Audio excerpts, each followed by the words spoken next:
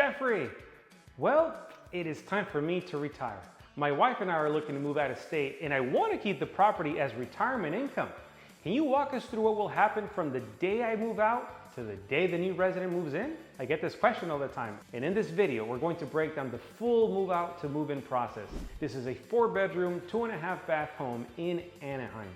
The owners lived in the house for decades, and like a lot of long-term owners, they got to the point where they were ready to move on.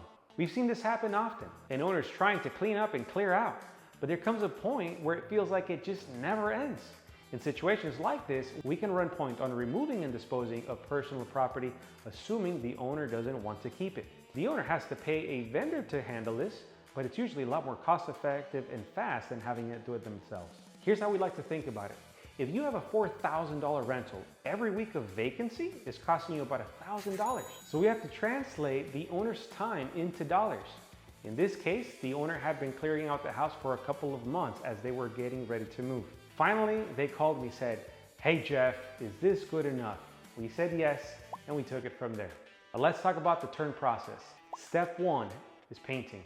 For this property, we went with our standard Swiss coffee, which is a neutral off-white. Step 2 is the maintenance checklist. We went through the property, made a list, and had the handyman address the maintenance checklist. Step 3 is doing a deep cleaning. Once the repairs have been completed, we had the property professionally deep cleaned so it was ready for showings. And step 4, this occurs if and when applicable. Other projects.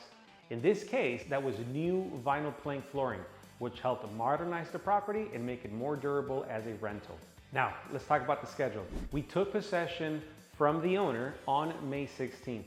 Vendors were scheduled for May 17th through June 30th, which gave us about 6 weeks to complete the painting, the maintenance checklist, the cleaning, and the flooring project. We went live on July 1st at 4400, and the lease start date was set for July 24th. That was a total of 23 days on the market from the date the property went live to the scheduled move-in date. If you're an owner sitting on decades worth of belongings and you're not sure where to start, this is exactly the type of process that we help manage. From clearing out the property to coordinating vendors to getting it back on the market.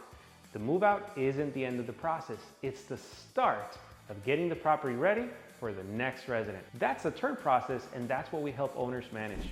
If you found this video to be helpful, make sure you hit that subscribe button on our YouTube channel. We're covering the move out to move in process for a different property every video.